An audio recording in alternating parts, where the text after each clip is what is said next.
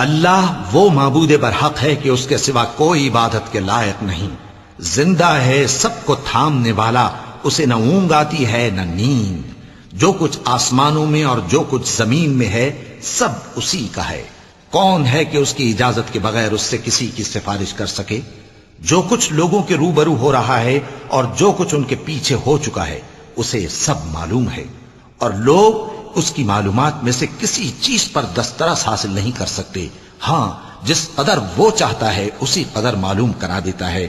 اس کی بادشاہی اور علم آسمان اور زمین سب پر حاوی ہے، اور اسے ان کی حفاظت کچھ بھی دشوار نہیں۔ وہ بڑا عالی رتبہ ہے، جلیل القدر ہے۔ دین اسلام میں کوئی زبردستی نہیں ہے، ہدایت صاف طور پر ظاہر اور گمراہی سے الگ ہو چکی ہے۔ تو جو شخص بتوں سے اعتقاد نہ رکھے اور اللہ پر ایمان لائے، اس نے ایسی مضبوط رسی ہاتھ میں پکڑ لی ہے جو کبھی ٹوٹنے والی نہیں، اور اللہ سب کچھ سنتا ہے، سب کچھ جانتا ہے۔ جو لوگ ایمان لائے ہیں ان کا دوست اللہ ہے کہ اندھیرے سے نکال کر روشنی میں لے جاتا ہے، اور جو کافر ہیں ان کے دوست شیطان ہیں کہ ان کو روشنی سے نکال کر اندھیرے میں لے جاتے ہیں۔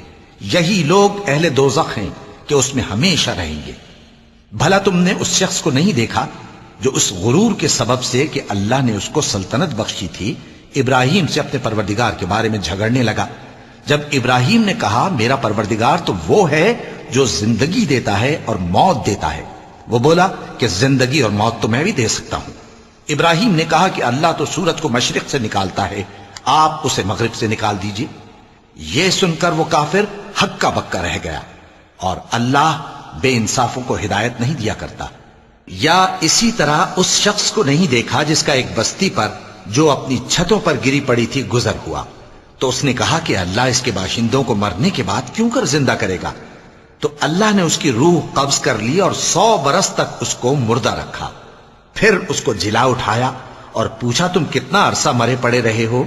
اس نے جواب دیا کہ 1 دن یا اس سے بھی کم۔ اللہ نے فرمایا نہیں بلکہ 100 برس مرے رہے ہو، اور اپنے کھانے پینے کی چیزوں کو دیکھو کہ اتنی مدت میں مطلق سڑی بسی نہیں، اور اپنے گدھے کو بھی دیکھو جو مرا پڑا ہے۔ غرض ان باتوں سے یہ ہے کہ ہم تم کو لوگوں کے لیے اپنی قدرت کی نشانی بنائیں۔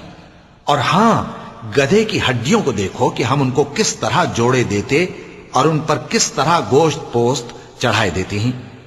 جب یہ واقعات اس کے مشاہدے میں آئے تو بول اٹھا کہ میں یقین کرتا ہوں کہ اللہ ہر چیز پر قادر ہے۔